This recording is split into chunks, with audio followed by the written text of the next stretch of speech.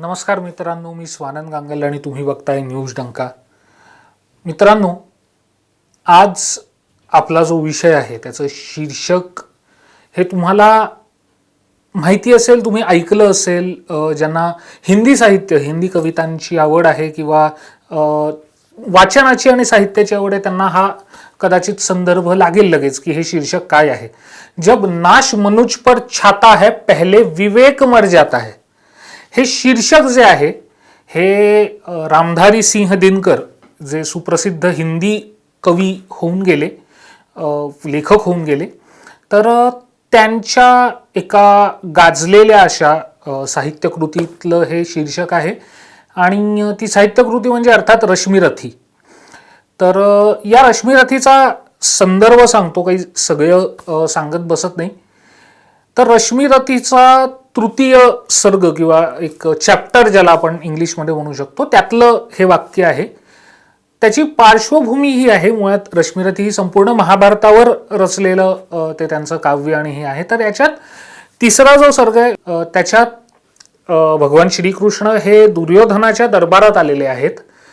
कशासाठी आले तर पांडव आणि कौरव यांच्यातलं युद्ध टाळण्यासाठी, दुर्योधनाला कन्व्हिन्स करायला आलेत असं आपण म्हणू शकतो.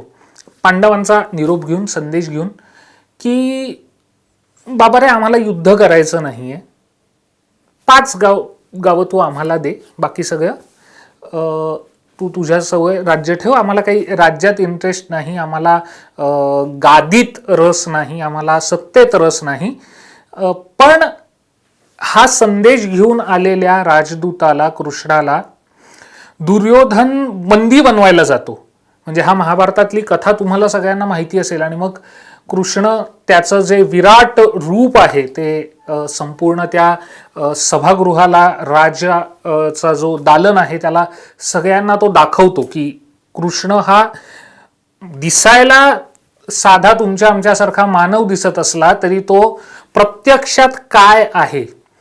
आणि त्या पूर्ण याच्यात रामधारी सिंह दिनकर यांनी खूप छान प्रकारे ते सगळं वर्णन केलं कवितेचं. आणि त्यात हे वाक्य वापरलं एके ठिकाणी, जब नाश मनुज पर छाता है पहले विवेक मर जाता है. माणसाच्या ठाई जो विवेक असतो ना, तो सगळ्यात पहिले मरतो आणि त्यानंतर माणूस मरतो, म्हणजे त्याचा विनाश होतो. तर आज मला नेमकं हे वाक्य का आठवलं तर त्यामागचं कारण, आज जी देवेंद्र फडणवीस यांची पत्रकार परिषद झाली, महाराष्ट्राचे माजी मुख्यमंत्री, गृहमंत्री हे मुद्दाम उल्लेख करतोय, आणि विद्यमान विरोधी पक्षनेते, त्यांची पत्रकार परिषद झाली आणि त्यांना महाराष्ट्र सरकारच्या मुंबई पोलिसांकडनं हे एक नोटीस बजावण्यात आलेली आहे. कशा संदर्भात आहे तर आपल्याला माहिती आहे की गेल्या वर्षी 2021 मध्ये मार्च महिन्याच्या आसपास फडणवीसांनी एक पत्रकार परिषद घेतली. त्या पत्रकार परिषदेतून त्यांनी एक गौप्यस्फोट केला, एक महाघोटाळा बाहेर काढला या सरकारचा, की या सरकारमध्ये गृह विभागात बदल्यांसाठी, आपल्याला हव्या असलेल्या पोस्टिंगसाठी कशा प्रकारे पैसे मागितले जात आहेत, घेतले जात आहेत आणि त्यानुसार या बदल्या होत आहेत. यात गृहमंत्री या राज्याचे कसे सहभागी आहेत आणि इतर कसे अधिकारी वगैरे यांचा सहभाग आहे, या सगळ्याची ती पत्रकार परिषद झाली.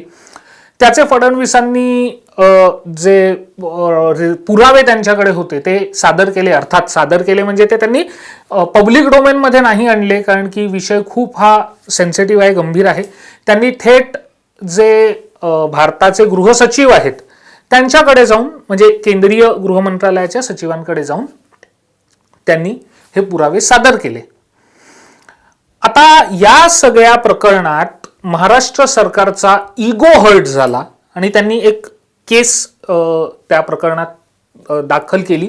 ती केस अशी होती की ऑफिसर्स सिक्रेसी ऍक्ट किंवा सिक्रेट ऍक्ट अंतर्गत ही केस दाखल करण्यात आली की गोपनीय असलेली माहिती ही बाहेर कशी पडली.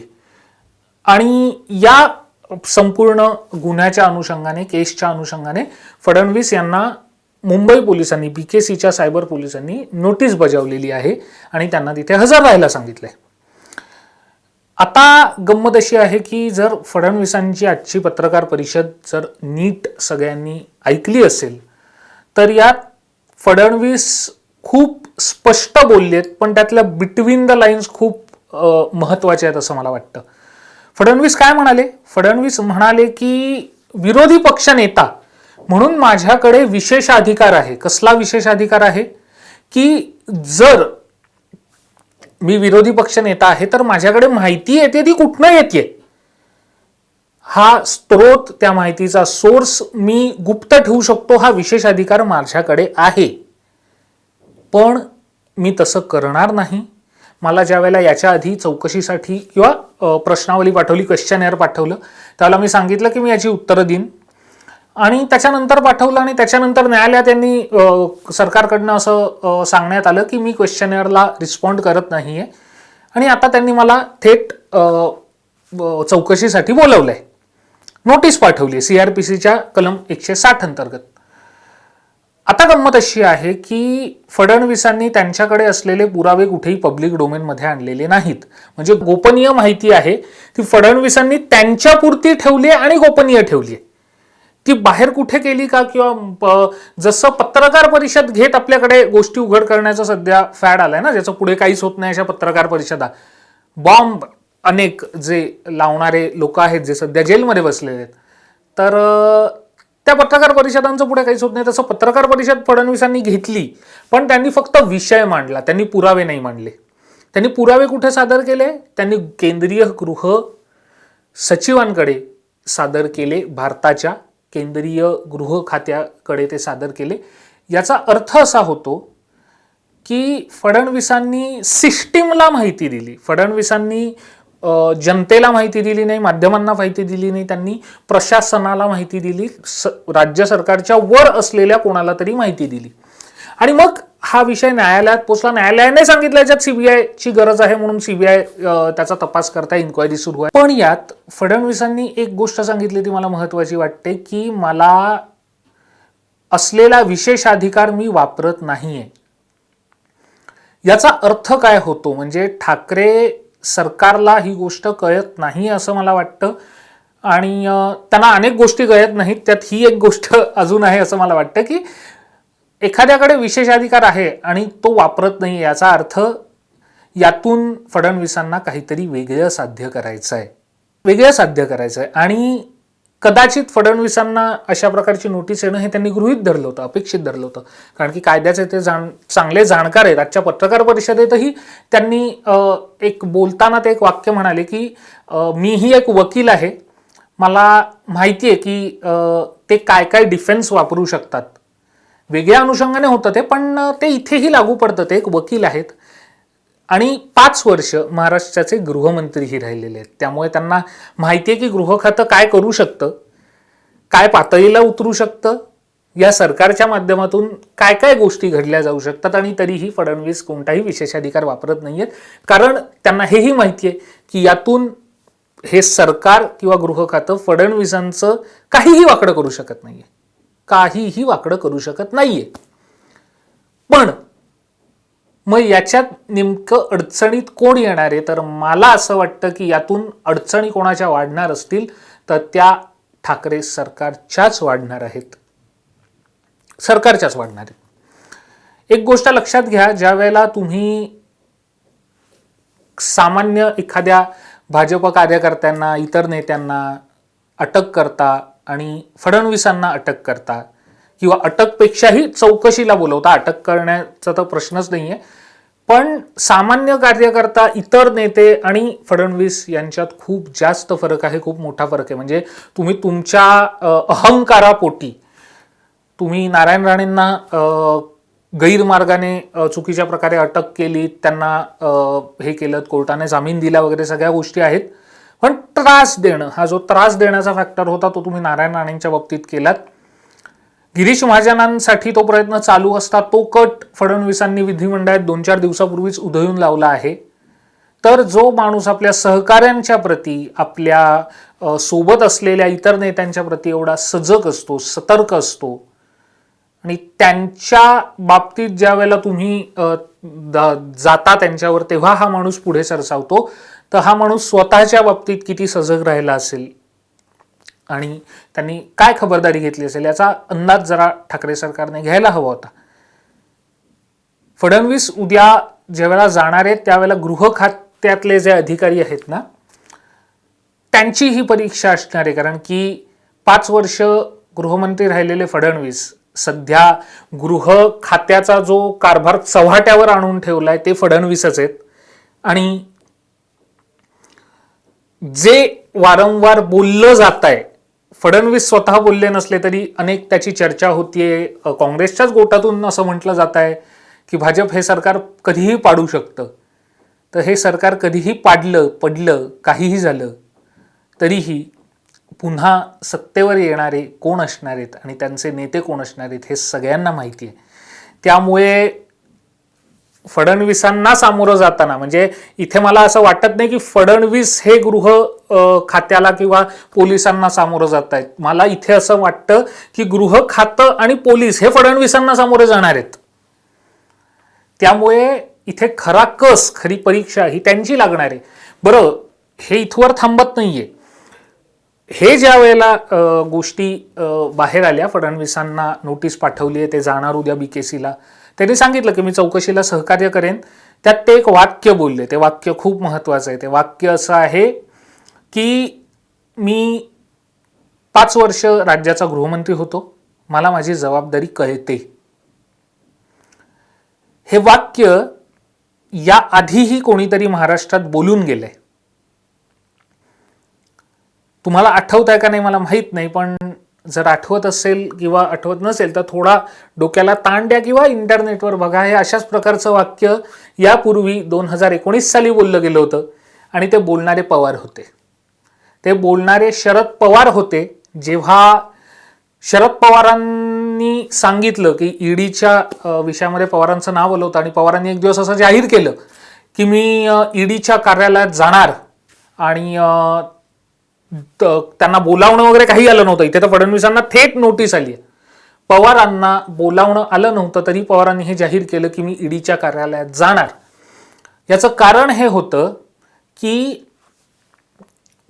पवारांचा एका विषयात ईडीच्या नाव आलं होतं आणि त्यानंतर ते की निवडणुका लागलेल्या आहेत, त्यामुळे मी कोणत्याही चौकशीला सामोरं जायला तयार आहे हे दाखवण्यासाठी मी ईडीच्या कार्यालयात स्वतःहून जाणार आहे, हे सगळं स्वतःहूनच जाहीर केलं होतं. मग त्यांचे सगळी नेटवर्क सगळं ऍक्टिव्ह झालं. राज्यभरातले म्हणे कार्यकर्ते त्याच्यामुळे नाराज झाले पवारांचे. मुंबईत शक्ती प्रदर्शन राष्ट्रवादीकडनं जोरदार करण्याचा प्रयत्न झाला. मुंबईचे जे तत्कालीन पोलीस आयुक्त होते संजय बर्वे, ते पवारांना भेटायला आले. त्यांनी विनंती केली की तुम्ही जाऊ नका, तुम्ही गेलात तर कायदा सुव्यवस्थेचा प्रश्न उद्भवू शकतो. आणि मग पवारांनी सांगितलं की मी काही जात नाहीये, मला जनतेची या महाराष्ट्राच्या स्थितीची काळजी आहे. माझ्या असं मी जाण्याने कार्यकर्त्यांच्या भावना दुखावल्या गेल्या आहेत. सरकारी यंत्रणा पुन्हा ती जुनी टेप जी सध्या पण सुरू आहे, केंद्रीय यंत्रणांचा गैरवापर वगैरे वगैरे. त्यावेळेला बोलताना पवार म्हणाले होते की मी 5 वर्ष या राज्याचा गृहमंत्री राहिलेलो आहे आणि मला जनतेची काळजी आहे म्हणून मी जाणार नाहीये. आज त्यावेळेला ईडीने पवारांना नोटीस पाठवली नव्हती आणि पवार स्वतःहून जात होते तर वातावरण काय झालं होतं, आणि आज फडणवीसांना थेट नोटीस पाठवली गेली आहे.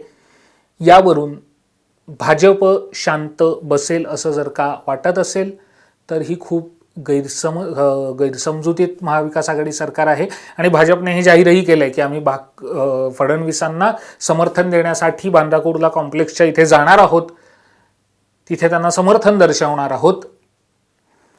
त्यामुळे फडणवीसांना, आणि एक गोष्ट याच्यात लक्षात आणखीन घेतली पाहिजे की जो माणूस विरोधी पक्ष नेत्याच्या कारकिर्दीला सुरुवात झाल्यापासून गृह विभागाचेच वाभाडे काढतोय, तुमचीच जी किंवा या विभागाच्याच माध्यमातून होणारी कुकर्म जी आहेत ती बाहेर काढतोय, त्यातून तुम्ही त्यालाच हात घातल्यावर तो शांत बसेल असं तुम्हाला वाटत असेल तर हा खूप मोठा गैरसमज असं मला वाटतं. म्हणून मी जे सुरुवातीला उदाहरण दिलं, ती पार्श्वभूमी सांगितली, याच्या मागचं कारण हे आहे. कृष्ण शांत आहे तोवर शांत आहे, त्याला हात घातल्यावर, साखळीत बांध करायला घेतल्यावर त्याने विराट रूप दर्शन दाखवलं. मला फडणवीसांची कोणत्याही दैवत अशी तुलना नाही करायची, पण गरज पडेपर्यंत ते रूप कोणी दाखवत नसतं. पण आता जर गरज पडली तर काय होईल याचा विचार करावा. फडणवीसांनी यात आणखीन एक सूतोवाच केलेला आहे आजच्याच पत्रकार परिषदेत. ते असं आहे की त्या 127 तासाच्या 125 तास 27 तास जे काही त्याचं फुटेज आहे, आत्ता 2-4 दिवसापूर्वी त्यांनी जो गौप्यस्फोट केला त्या प्रकरणातलं, तर त्याच्या व्यतिरिक्तही माझ्याकडे पुरावे आहेत आणि ते मी आत्ता बाहेर काढणार नाहीये. आत्ता नाही बाहेर काढणार आहे. ज्या वेळेला हा विषय CBI कडे जाईल, ज्या वेळेला न्यायालयात उभा राहील, त्यावेळेला मी याच्याकडे असलेले, माझ्याकडे असलेले या विषयातले इतर पुरावे हे मी सादर करेन. वेळ आली की सादर करेन, आत्ता करणार नाही. हे सूतोवाच फडणवीसांनी केलं. दुसरं त्यांनी असं सांगितलं की जेव्हा मी हे प्रकरण बाहेर काढलं त्याच्यानंतरही मला अनेकांनी अनेक तक्रारी केलेल्या आहेत आणि त्या तक्रारींची खातरजमा करणं, व्हेरिफिकेशन करणं, सत्यता पडताळून पाहणं या गोष्टी सुरू आहेत. त्यामुळे महाविकास आघाडी सरकारने जर का हे फडणवीसांना नोटीस पाठवण्याचं हे केलं असेल आणि ते खूप म्हणजे केलंच आहे, तर ते खूप चुकीचं आहे असं मला वाटतं. आणि याला दुसरी पार्श्वभूमी, पवार आणि उद्धव ठाकरे यांच्यात 11ला बैठक होते आणि लगेच 12 तारखेला फडणवीसांना ही नोटीस येते. हा फक्त योगायोग आहे का? राष्ट्रवादीकडे गृह खातं असताना, नवाब मलिक अडचणीत असताना, जेलमध्ये असताना, स्टिंग ऑपरेशन बाहेर आलेलं असताना, ज्यात नवाब मलिकांना सोडवण्यासाठी किंवा तो प्रकरण शांत करण्यासाठी वेगवेगळे प्रयत्न काय सुरू आहेत, फडणवीसांना कसं संपवायचं यासाठी काय गोष्टी केल्या जाऊ शकतात, याचं सगळे व्हिडिओ रेकॉर्डिंग, संभाषणं त्या फुटेजमधनं बाहेर आलेली असतानाच वेगळ्या कुठल्या तरी प्रकरणात फडणवीसांना नोटीस येणं हा त्याच सगळ्या कटाचा भाग आहे का, हा प्रश्न नक्की उपस्थित होतो. आणि मला असं वाटतं की जी भाजपच्या सरकारने चूक केली नव्हती 2019ला, त्यांना कळत होतं पवारांना नोटीस पाठवण्याचा काय परिणाम होऊ शकतो, त्यांनी नोटीस नव्हती पाठवली. पण कदाचित तीच चूक महाविकास आघाडी सरकारने केलेली आहे, जी कदाचित त्यावेळेला भाजपने किंवा केंद्रीय तपास यंत्रणांनी केली नव्हती, ती आता महाविकास आघाडी सरकारच्या माध्यमातून झालेली आहे. त्यामुळे फडणवीसांची हे जे BKC पोलीस स्टेशनची नोटीस आहे त्यातून अनेक गोष्टी घडणार आहेत हे आत्ता तरी लक्षात येत आहे. त्या काय घडतायत हे बघूया. त्या घडल्या की परत अर्थात त्याच्यावर बोलूया, आपण विश्लेषण करूया, त्याचा व्हिडिओ नक्की बनवू. पण तोपर्यंत तुम्ही बघत राहा न्यूज डंका, आमचा YouTube चॅनल तुम्ही सबस्क्राईब करा. हा व्हिडिओ आवडला असेल तर लाईक करा, जास्तीत जास्त लोकांपर्यंत पोहोचवा आणि कमेंट्समधून तुमच्या प्रतिक्रिया लवकरच कायम कळवत राहा. पुन्हा एकदा लवकरच भेटू नव्या एका व्हिडिओसह. तोपर्यंत धन्यवाद.